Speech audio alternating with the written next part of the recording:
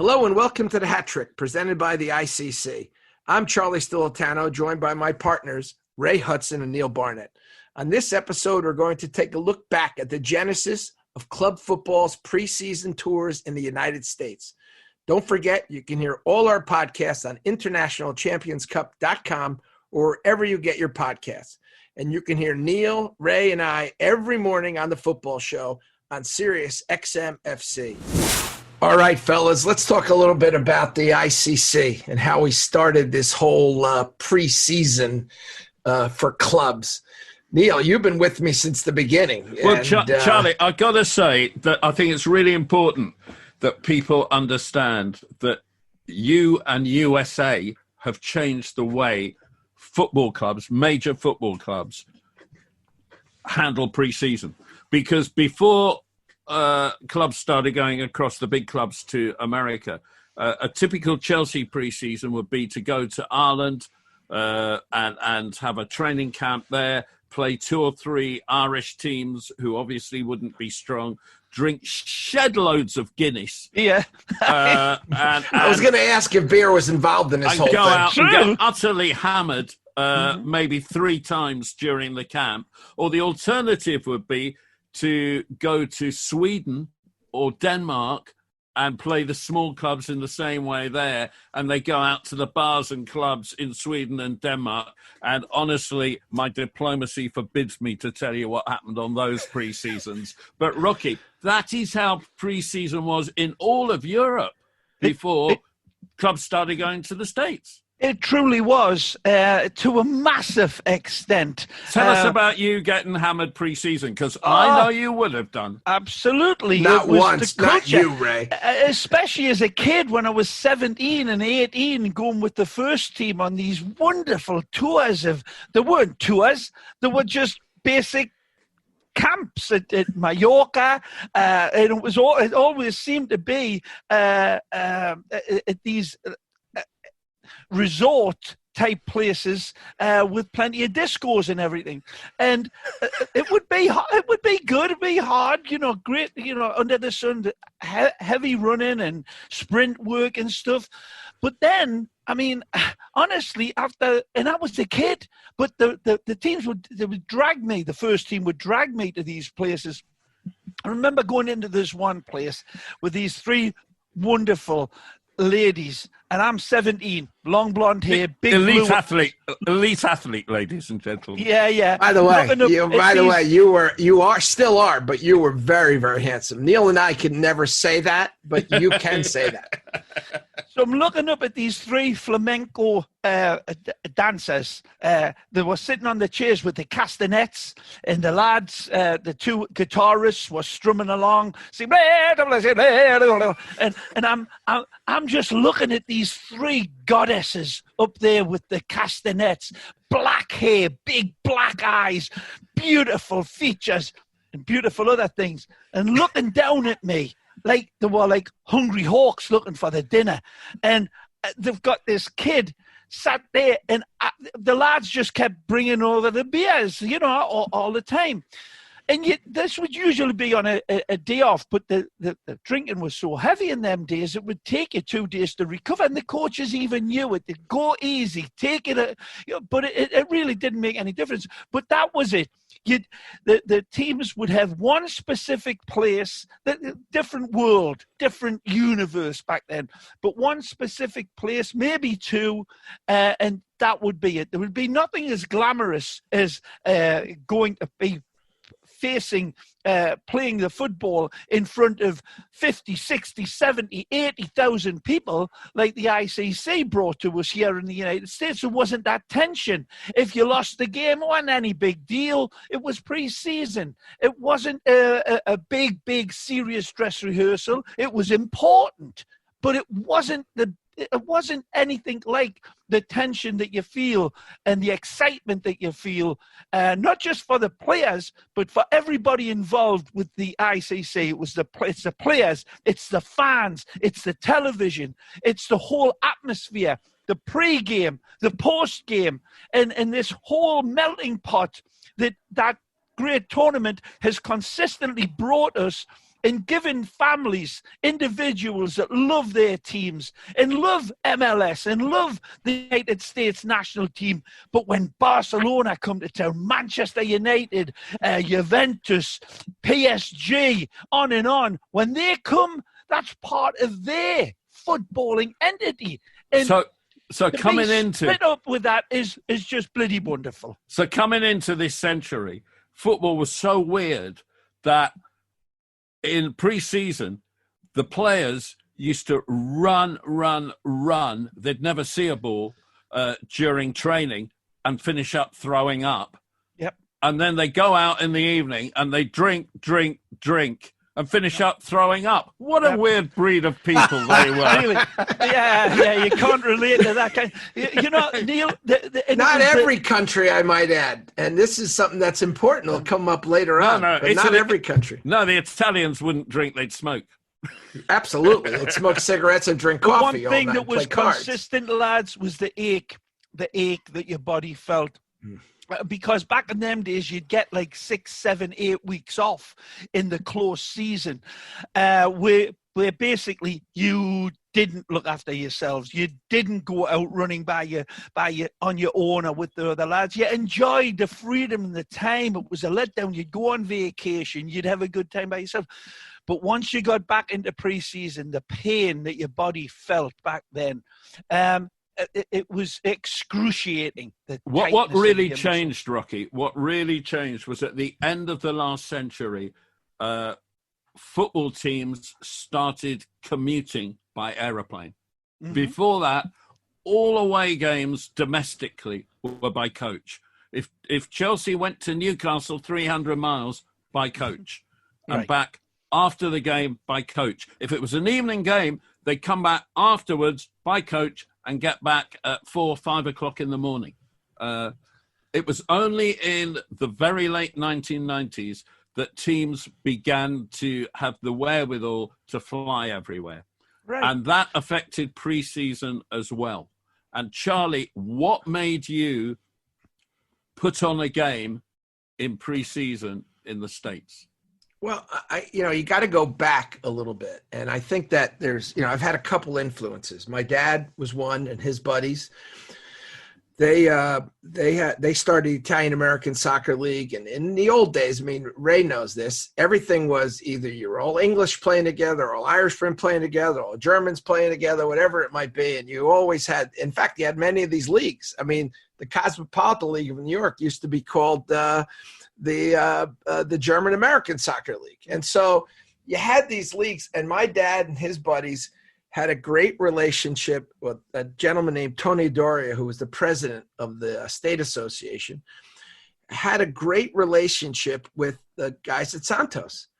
And he would bring over this, I don't know if you've ever heard of this team, Ray, Santos from Brazil with a guy named Pele. Yeah. But they brought him over, and I was a little kid. And, I saw them play at Jersey City. I still have a great Giorgio story if you guys want to hear it, what had happened in this game. But in those days, in 72, they played Lazio. I saw Bobby Moore play. West Ham came over and played. Bologna played. I mean, these were. I mean, think about this. In the late 60s, early 70s, Celtic came over. Inter Milan came over, Pete, They would bring these guys over, and a lot of times the team that would play them was Santos. And we've heard this back then, that Santos didn't even get into a lot of cups because they were trying to make their money by playing friendly matches. That's how they made a lot of their money in those days. And so Pele came over to play Giorgio Canaglia's Lazio, pretty good Lazio team. And these guys had a bunch of guys from the 1970 team, and they destroyed Lazio. I mean, they were playing with him, toying with him, bopping a ball over the guy's head and back heels and all these things. And it was 3-0 for Santos. But in those days, Pele had to leave early, because if he waited for the end of the game, people would run on the field. So they're playing at Roosevelt Stadium in Jersey City. And suddenly, 5 minutes from the end, a penalty kick for Lazio. But there's 30,000 people in a 15,000 person building. 5,000 people on the field. When the penalty kick happens, the manager whistles, Pele come off. Pele gets to the center circle, and there's 5,000 people on the field. And I mean, they are pulling off his clothes. You remember when the Khomeini died, the Iranian guy, and they ripped him apart, and they just to touch him, it was like this. So he's running off the field, first his right shoe, then his left shoe, then his right sock, his left sock, the things that hold up his socks, his uniform. He literally leaves the field in his underwear. Just in a little, I remember a jockstrap. I remember as a kid thinking, oh my God, he's got no clothes on, right? Gets into the old dugouts, goes there. Meanwhile, on the field, there are 5,000 people. And the Jersey City cops are all these Irish cops with clubs. And they are on horseback and just beating the living daylights out of these Italians and these Brazilian guys. Well, who's on the penalty spot with the ball? Giorgio. Okay. In goal is me and my buddy Higgs, rest his soul too. Rest Giorgio's soul. We're literally in goal because the cops are saying, kids, get in there. We're both kids. Get in the goal because the only place that's safe. Giorgio takes the shot. Giorgio literally, I remember him forearming somebody in the face that was coming to like hug him. Knocks him down and kicks the ball between me and my buddy Higgs into the goal. 40 years later, I'm on the football show. I'm telling this story. So help me God, this is the truth, right? And Pete will swear, this is the truth. I say to Giorgio, remember when you played Santos? It was 3-0. He goes, whoa. It's 3-1. I scored a penalty kick. I'm like, Giorgio, I was in goal. There was nobody there. How old were you? I was 12 years old. It was a goal, and I'm counting it. Is what he said. The goal, and I counted it. So I was like, okay. The funny part is Giorgio's gone. My buddy Higgs is gone. The only person left who knows that story is me. And when Giorgio was telling this story that he scored, I was the only person that knew that it wasn't really a goal. So, I mean, it's crazy. After the game, listen to this, Neil and Ray. After the game, they offered me Pele's jersey. And I said, no. He broke my heart in 1970. I don't want his jersey ever. Years later, I'm having lunch with Pele, Lothar Matthäus, and Giorgio Canaglia, and I tell the story. And Pele sent me a beautiful signed jersey because he said, for my friend Charlie, which is in my office now, because he said, you're the only guy that's ever refused my jersey. But as the North American Soccer League faded away, presumably, so did the big teams coming to the USA fade away. Yeah, that's absolutely true. And the North American Soccer League had a transatlantic cup, which also stuck in my mind. My dad's thing, and Ray played in it, and they brought over some wonderful teams. I remember seeing Giancarlo Antonioni with Fiorentina when they had on this crazy AstroTurf field, Ray, with the 12-inch crown in the center of it. Terrible. I don't know how you and the Cosmos guys controlled the ball, but you did somehow. And, it stuck in my head. This was really cool. And they used to fill Giant Stadium to see guys like Ray Hudson play.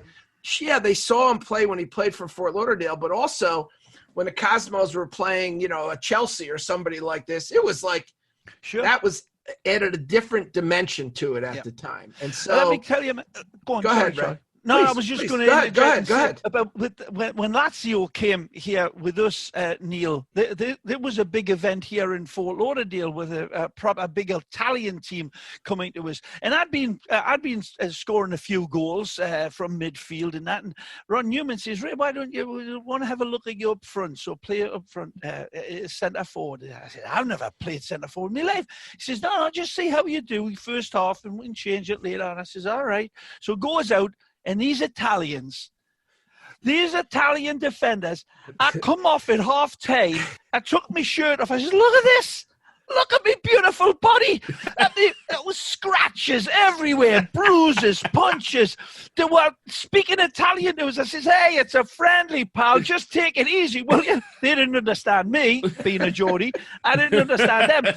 But I came in at half time. I took my shirt off. I says, "That's it, Ron. I ain't going out there to face them." baskets again. And I never forget that. And it was a great event for the crowd, but this was the precursor of everything. You're listening to the Hat Trick Podcast, brought to you by the ICC, where Neil Barnett, Ray Hudson, and myself, Charlie Stolitano, speak to the biggest names and newsmakers in international soccer. A new episode drops every Tuesday and Thursday. Go to internationalchampionscup.com for the latest podcast. Going back to what you're talking about, Charlie, when you're watching those games at such an early age, I mean, did that drop the seed into you? Yeah, it did. That far ahead? Because, Ray, we didn't have football when I was a little kid, right? Pre-North American Soccer League. We didn't have soccer. Yeah. And so that was the soccer we had. So seeing Celtic come over and my buddies from Kearney and Elizabeth and other places here in Newark, we'd go see these guys play. They were gods for us, know? Right. And so that was our football. Then the Cosmos came along and it was like, wow, this is incredible. Pele and stuff. So these were definitely seeds. But where I learned my trade was in the World Cup because – we were going to, because there's more than just putting it together.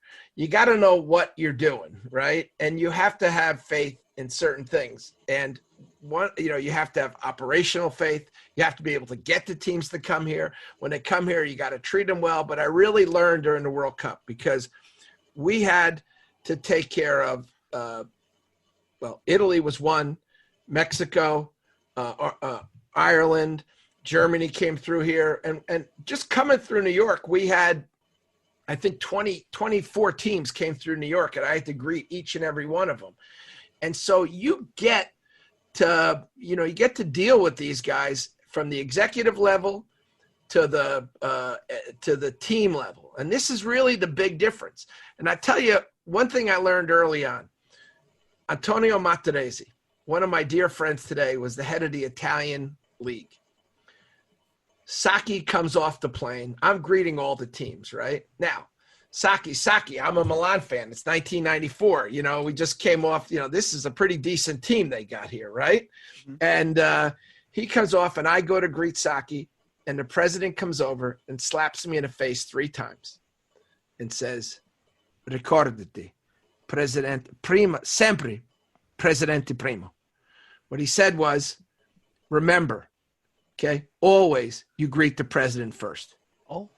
You don't, the manager is nothing compared to the president of the club and in this case, the national team. And it was like, yeah, but that's Arrigo Sacchi. There's Maldini and Baresi and all these guys. He's like, I'm the president. And, it's a funny thing, but, it's a lesson. It's a real lesson you learn. Then operationally, we had to take over hotels. We had to build fields.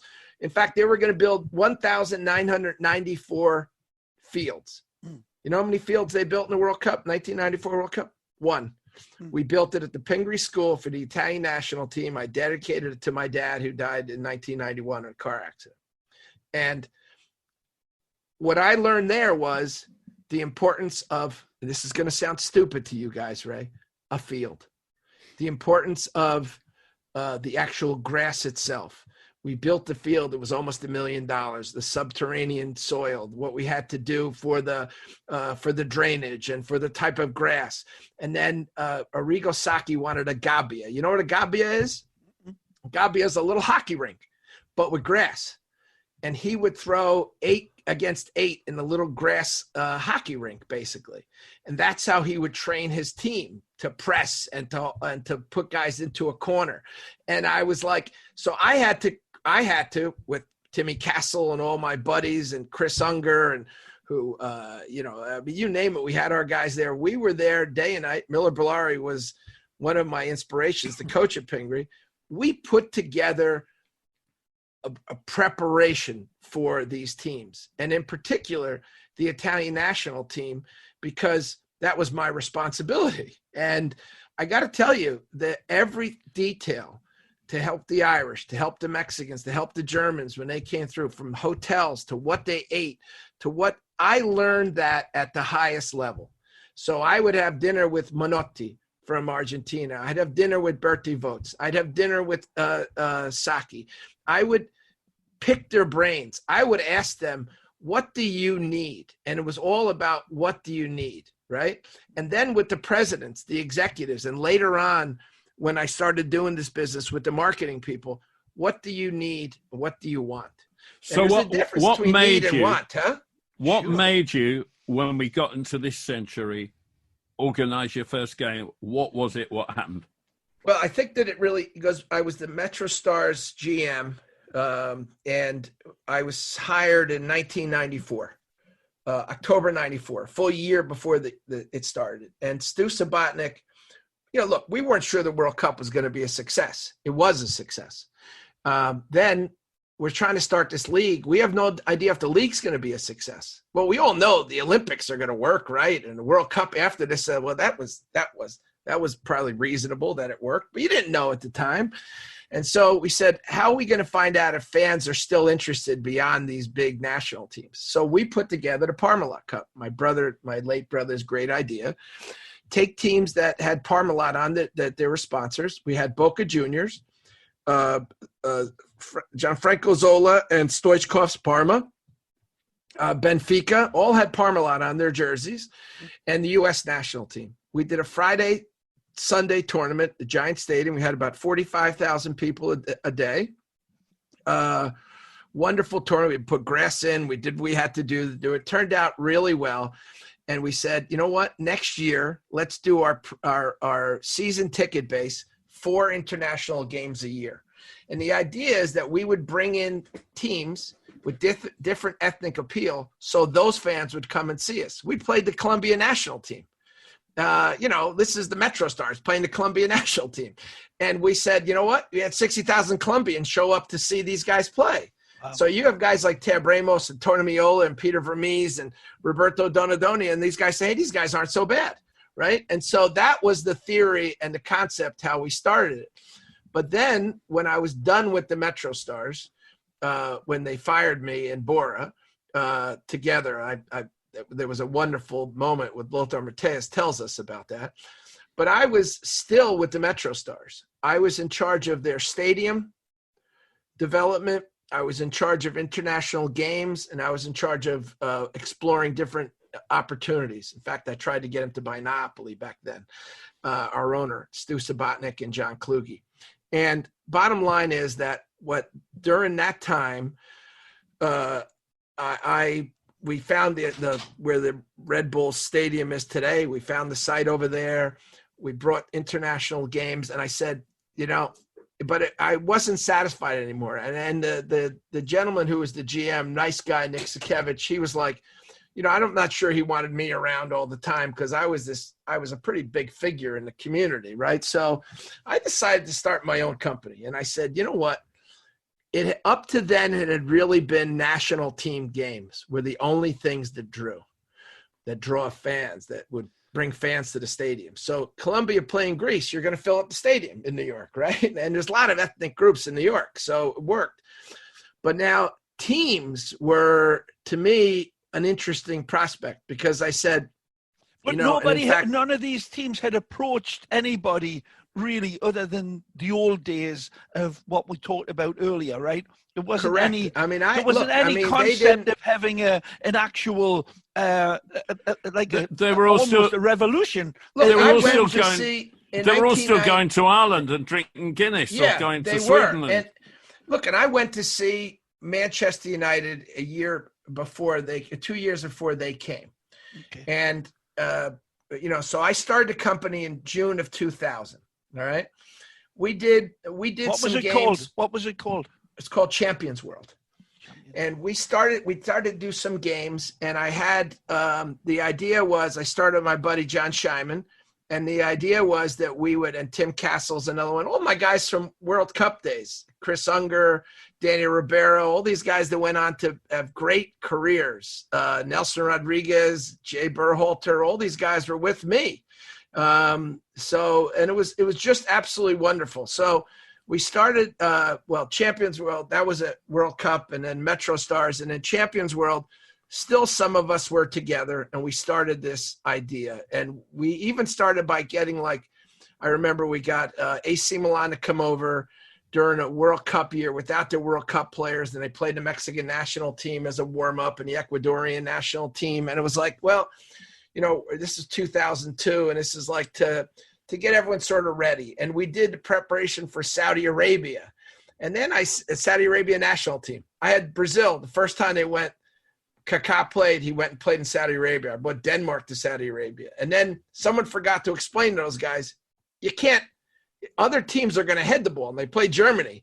And I think they scored 7 head balls in a game they won 8-0, right? So anyhow, so much for that preparation. But all kidding aside, I was like, you know what? There's some pretty big teams in the world with these stars. And the first real go at it, it was post 9/11, don't forget. I mean, we were sitting there at 2001, 9/11 happens, okay? And we're sitting there literally across Giant Stadium, and you're watching horrible scenes are happening, people jumping out of the World Trade Center. Horrifying. And we thought, and we're living in a pandemic now, and we thought, wow, life has changed forever.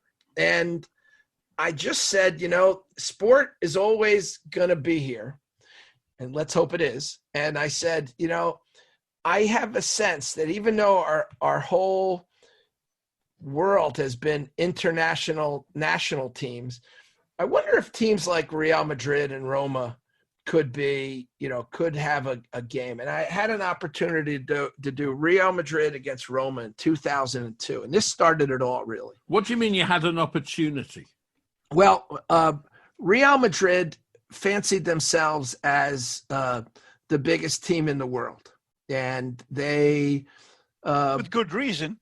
Good reason. And Florentino Perez had through a mutual friend, had said, maybe we'll do a game in the U.S. And it wasn't a preseason. It was a game in the U.S. But it happened to be during preseason. And I said, I was friends with Fabio Capello. And I said, he was at Roma. I said, and I brought them over before with Roma to play the Metro Stars. I said, why don't we take another run at this? And let's do club teams. And again, I got to give credit to my brother. Had a wonderful idea. It said, let's tie it to a charitable thing. And we went to the United Nations, and we had an idea to do a fight against AIDS. And we got into the United Nations somehow. We met with Kofi Annan. He loved it. Brought Henry Kissinger in, Pele in. It was really all guys who love football, by the way. Kofi Annan. Yeah, exactly. Now, what had happened?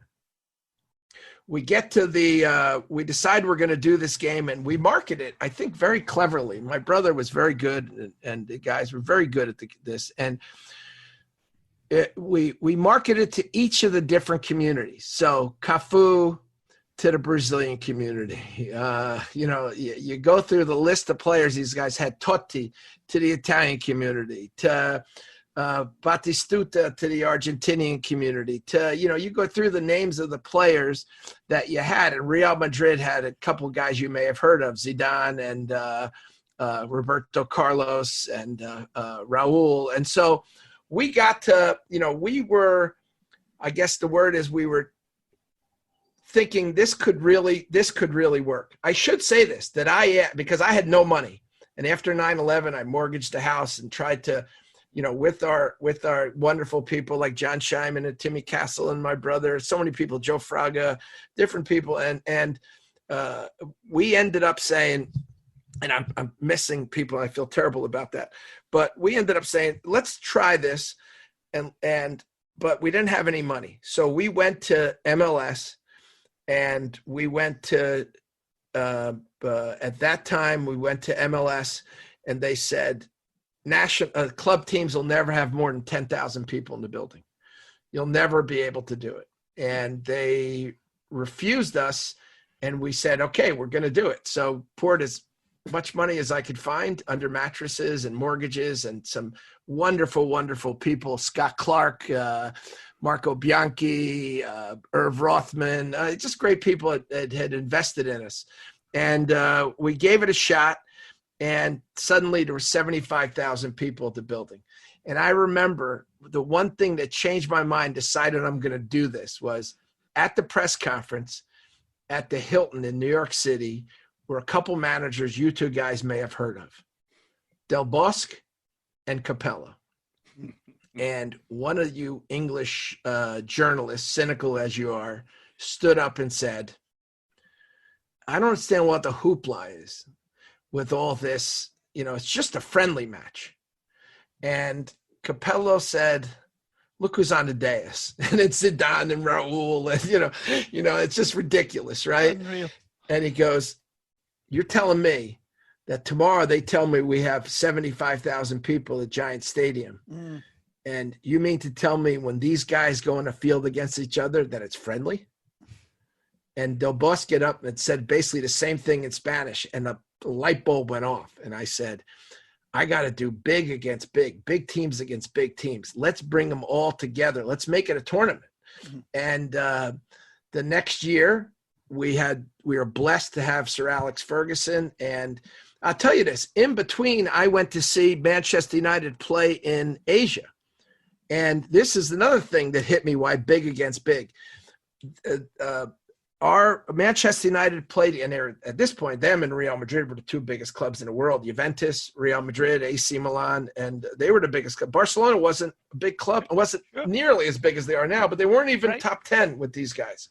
And, but we went to see Manchester United. It was far and away the biggest club in the world at this point, and followed by probably Milan and then Juventus and then Real Madrid. And they played the Singapore 11. And I remember Barthez played center forward. And afterwards, I got to meet Sir Alex Ferguson, got to know him. And what was clear to me is that preseason was still a lark for these guys. By the way, Barthez being the France goalkeeper when they won the World Cup in 1998. Exactly. Yeah. And I said, they're not taking this seriously, And I said, but if Manchester United has to play Juventus, damn straight they're going to take it seriously. Right? Because I saw that from my interaction with Real Madrid and Roma. Mm-hmm. And I said, this is going to, if I can get these managers to play against big teams, then I can, I can put together a tournament.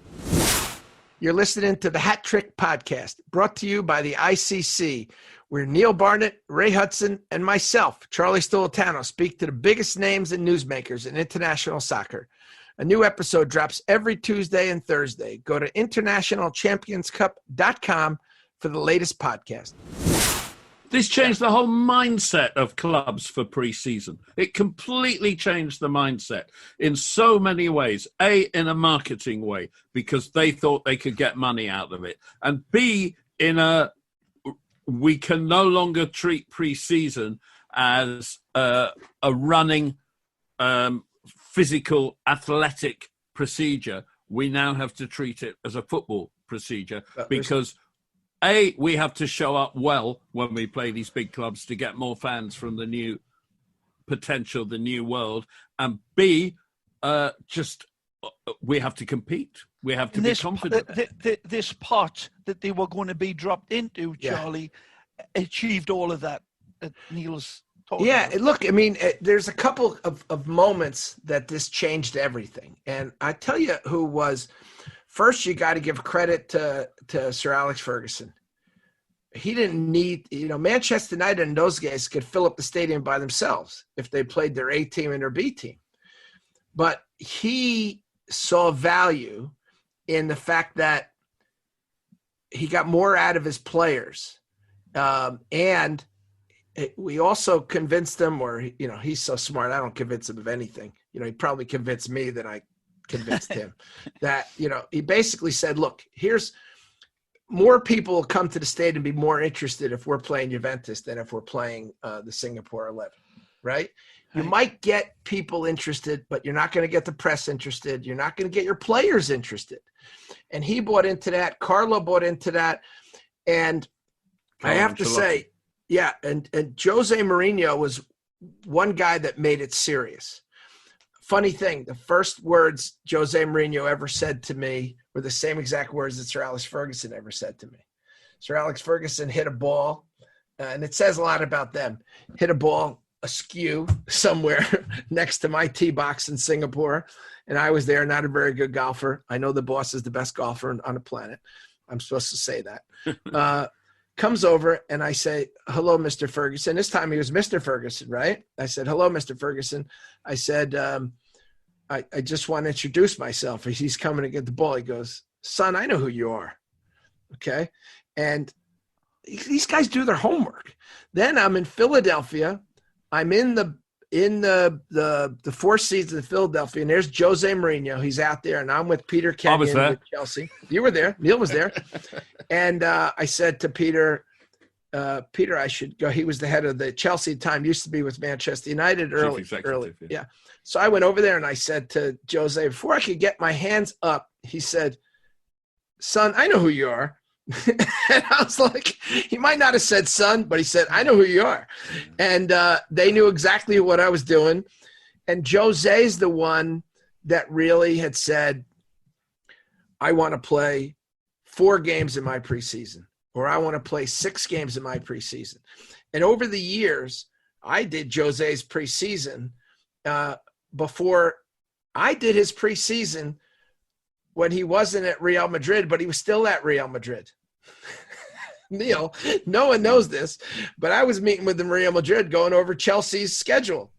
So the only person on earth that knew that we were doing this was Roman Abramovich and your wonderful Marina and me, that he was likely going to go over there. And so I'm like, oh boy, now what do I do? So I'm juggling. I'm trying to say, like, but look, the important point is that Jose Mourinho said, I need to be focused in preseason. My players need to be focused. I need to put them in an environment where they are relaxed. I don't have the pressure or the press on them. I want to go to the Beverly Hills Hotel, and I want to walk around, and I don't want people to bother. Well, it all seems so silly in some ways, and in some ways logical. But you had Roman Abramovich, who had the ability to pay for Chelsea, right? So we could pay something. We couldn't pay to put these guys up in the Beverly Hills Hotel. You guys, it's not a cheap place to go, but that sort of set the standard for everyone. I'll tell you, they trained at UCLA, and it was just completely different to anything that had gone before. It was the facilities, the weather, the environment. It was just down the road from the Beverly Hills Hotel. It was just absolutely perfect for. And then I have to tell you the next thing that happened. So we convinced Big to play against Big. We unfortunately, they got used to this lifestyle, so we had to take care of everyone. Well, we created this Champions World Series, and it lived its life and sort of rolled out in 2006. It ended mostly because the U.S. soccer fees were extraordinarily high. They were 20% for national team games. We had to pay 20% of the gross ticket revenues, Ray, to the U.S. Soccer Federation for national team games, and 15% of gross revenues for the club team games. We ended up moving over to CAA because they were, real backers. They could control things. I mean, they could pay for things. And we started doing business. But one of the challenges we had, we convinced Big to play against Big. We figured out that the secret is sort of the 3-legged prong. You got to convince – first you got to please the manager. Then you got to please the president, and then you got to please the marketing people, right? And so we figured those sort of 3 legs out. But we still had one problem. A guy like Arsene Wenger would say, preseason ruins a team. You either make your team or break your team in preseason. And what people didn't believe was that you could prepare your team properly in preseason. Not people that had participated, but people like Arsene Wenger who hadn't. And so that carries over to the press, and the press starts saying things like, well, it's only preseason. Preseason doesn't mean anything. And meanwhile, we had a tournament called the World Football Challenge, and two things happened there that I think changed soccer the way we know it, certainly preseason. But a guy named John Skipper, who's now at DAZN, was in charge of ESPN, and he was going to bid on the rights for the Premier League before anyone else did. Okay, this is the first time around, and he said, "Charlie, I'm going to take this game that you have, Chelsea game, and I'm going to do 17 cameras, and I'm going to do it right, and I'm going to show the Premier League that ESPN's the right one to do the to have." I mean, think about the genius of that. Okay, put together the Chelsea game when you played against Celtic.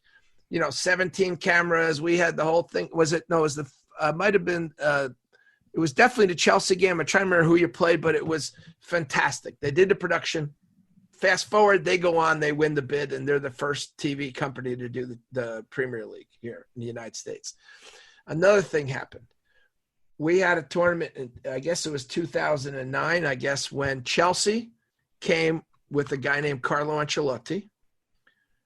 Inter Milan had a little guy named Jose Mourinho. Leonardo was at AC Milan.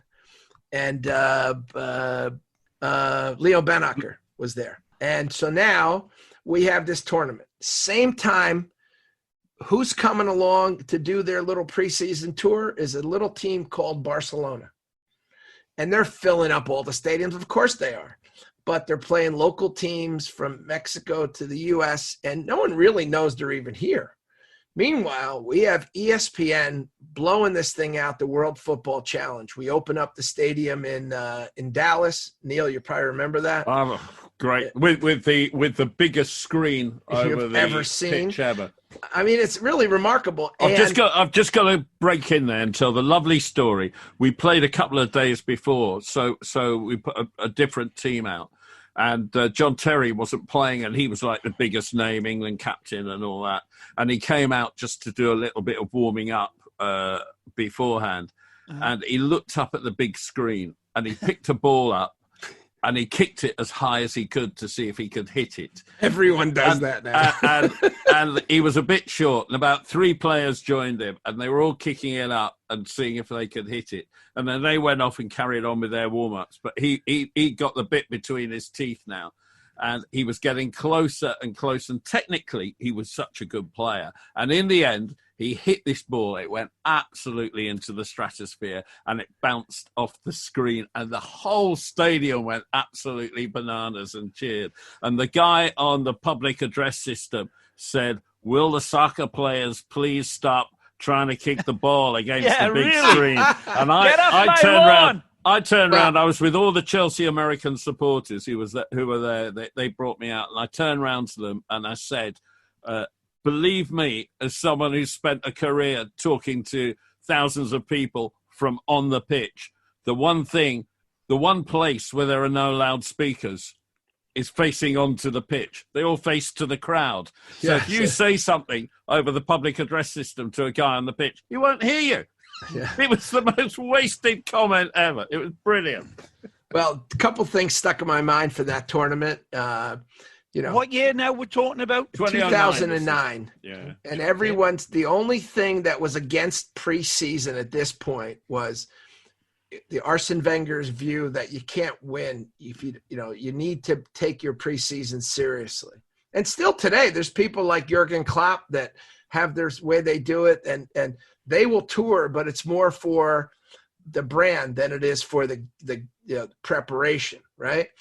But that year, Jose Mourinho won the treble with Inter, and Carlo won the double in Inter with Chelsea. In England with Chelsea.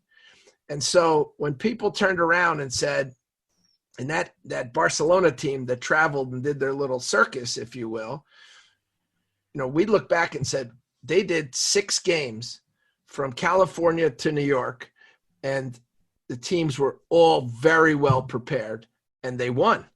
And so that changed everything. Perfect. Well, that will do it for today's episode of The Hat Trick, presented by the ICC. To hear more from the 3 of us, head to internationalchampionscup.com or tune into The Football Show, weekday mornings at 7 Eastern on Sirius XM FC. We'll be back next week with the second half of this episode, where we'll discuss the birth of the International Champions Cup. Until then, for Ray Hudson and Neil Barnett, I'm Charlie Stilitano. A domani!